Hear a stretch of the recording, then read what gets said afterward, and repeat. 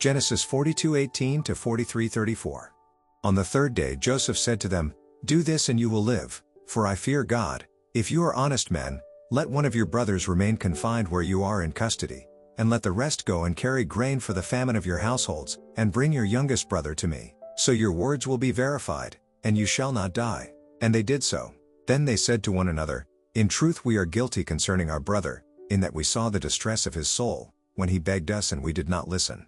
That is why this distress has come upon us." And Reuben answered them, "Did I not tell you not to sin against the boy? But you did not listen. So now there comes a reckoning for his blood." They did not know that Joseph understood them, for there was an interpreter between them.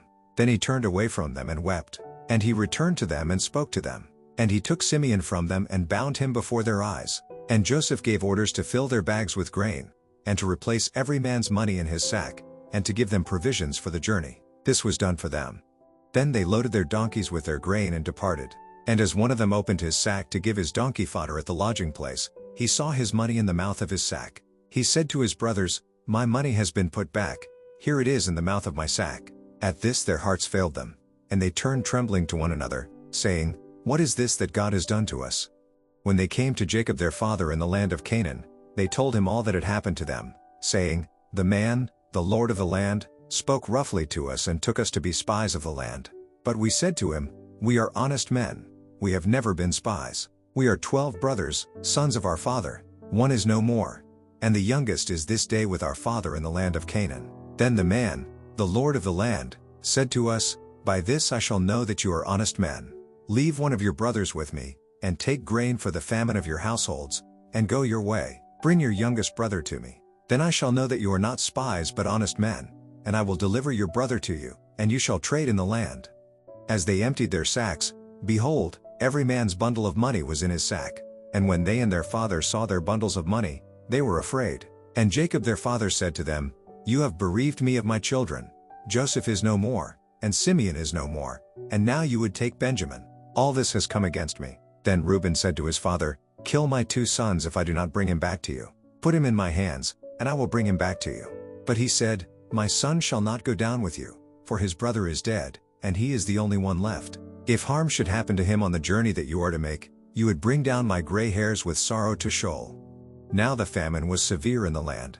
And when they had eaten the grain that they had brought from Egypt, their father said to them, 'Go again, buy us a little food.' But Judah said to him, 'The man solemnly warned us, saying, You shall not see my face unless your brother is with you. If you will send our brother with us, we will go down and buy you food. But if you will not send him, we will not go down. For the man said to us, You shall not see my face, unless your brother is with you.' Israel said, 'Why did you treat me so badly as to tell the man that you had another brother?' They replied, 'The man questioned us carefully about ourselves and our kindred, saying, Is your father still alive? Do you have another brother?' What we told him was in answer to these questions. Could we in any way know that he would say, 'Bring your brother down'? And Judah said to Israel his father, 'Send the boy with me, and we will arise and go, that we may live and not die, both we and you and also our little ones. I will be a pledge of his safety. From my hand you shall require him. If I do not bring him back to you and set him before you, then let me bear the blame forever. If we had not delayed, we would now have returned twice.' Then their father Israel said to them, 'If it must be so, then do this. Take some of the choice fruits of the land in your bags, and carry a present down to the man, a little balm and a little honey, gum, myrrh, pistachio nuts, and almonds. Take double the money with you. Carry back with you the money that was returned in the mouth of your sacks. Perhaps it was an oversight. Take also your brother, and arise. Go again to the man. May God Almighty grant you mercy before the man, and may he send back your other brother and Benjamin. And as for me, if I am bereaved of my children, I am bereaved.' So the men took this present, and they took double the money with them, and Benjamin. They arose and went down to Egypt and stood before Joseph.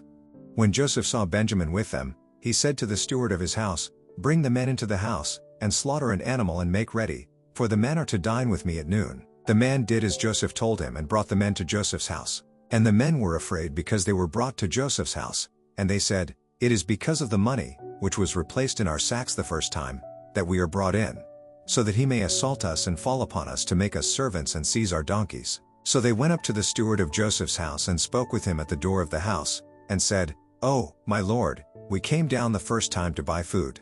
And when we came to the lodging place we opened our sacks, and there was each man's money in the mouth of his sack, our money in full weight. So we have brought it again with us, and we have brought other money down with us to buy food. We do not know who put our money in our sacks." He replied, "Peace to you. Do not be afraid. Your God and the God of your father has put treasure in your sacks for you. I received your money." Then he brought Simeon out to them.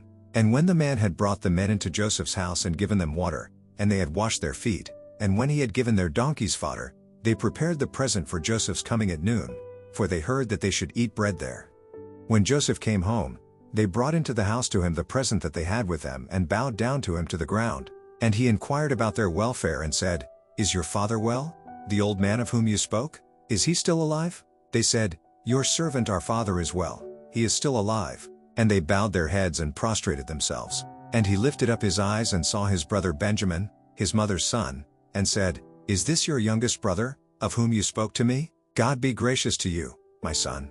Then Joseph hurried out, for his compassion grew warm for his brother, and he sought a place to weep. And he entered his chamber and wept there. Then he washed his face and came out. And controlling himself he said, "Serve the food." They served him by himself, and them by themselves, and the Egyptians who ate with him by themselves, because the Egyptians could not eat with the Hebrews, for that is an abomination to the Egyptians. And they sat before him, the firstborn according to his birthright and the youngest according to his youth. And the men looked at one another in amazement. Portions were taken to them from Joseph's table, but Benjamin's portion was 5 times as much as any of theirs. And they drank and were merry with him. Matthew 13:47 to 14:12. Again, the kingdom of heaven is like a net that was thrown into the sea and gathered fish of every kind. When it was full, men drew it ashore and sat down and sorted the good into containers but threw away the bad. So it will be at the end of the age. The angels will come out and separate the evil from the righteous and throw them into the fiery furnace. In that place there will be weeping and gnashing of teeth. "Have you understood all these things?" They said to him, "Yes." And he said to them, "Therefore every scribe who has been trained for the kingdom of heaven is like a master of a house, who brings out of his treasure what is new and what is old." And when Jesus had finished these parables, he went away from there, and coming to his hometown he taught them in their synagogue, so that they were astonished, and said, "Where did this man get this wisdom and these mighty works? Is not this the carpenter's son? Is not his mother called Mary? And are not his brothers James and Joseph and Simon and Judas? And are not all his sisters with us? Where then did this man get all these things?" And they took offense at him. But Jesus said to them, "A prophet is not without honor except in his hometown and in his own household." And he did not do many mighty works there, because of their unbelief. At that time Herod the Tetrarch heard about the fame of Jesus, and he said to his servants, "This is John the Baptist. He has been raised from the dead. That is why these miraculous powers are at work in him."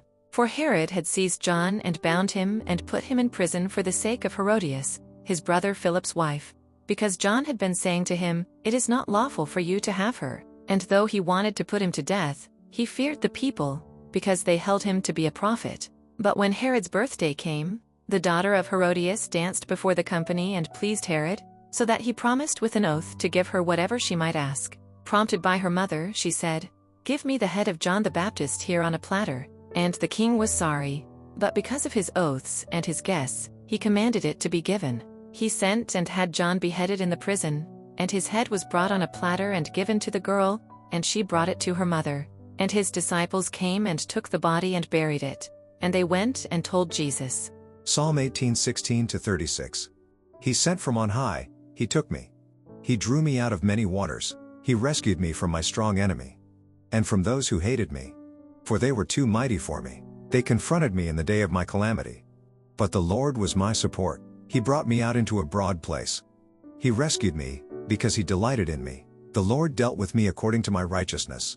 According to the cleanness of my hands he rewarded me. For I have kept the ways of the Lord, and have not wickedly departed from my God. For all his rules were before me, and his statutes I did not put away from me. I was blameless before him, and I kept myself from my guilt. So the Lord has rewarded me according to my righteousness. According to the cleanness of my hands in his sight. With the merciful you show yourself merciful. With the blameless man you show yourself blameless. With the purified you show yourself pure. And with the crooked you make yourself seem tortuous. For you save a humble people, but the haughty eyes you bring down. For it is you who light my lamp. The Lord my God lightens my darkness. For by you I can run against a troop, and by my God I can leap over a wall. This God, his way is perfect. The word of the Lord proves true. He is a shield for all those who take refuge in him. For who is God, but the Lord? And who is a rock, except our God? The God who equipped me with strength, and made my way blameless. He made my feet like the feet of a deer, and set me secure on the heights. He trains my hands for war, so that my arms can bend a bow of bronze. You have given me the shield of your salvation, and your right hand supported me, and your gentleness made me great. You gave a wide place for my steps under me, and my feet did not slip. Proverbs 4:7-10. The beginning of wisdom is this: get wisdom. And whatever you get insight. Prize her highly, and she will exalt you. She will honor you if you embrace her. She will place on your head a graceful garland. She will bestow on you a beautiful crown. Hear, my son, and accept my words, that the years of your life may be many. Please take a second to like, share, and subscribe.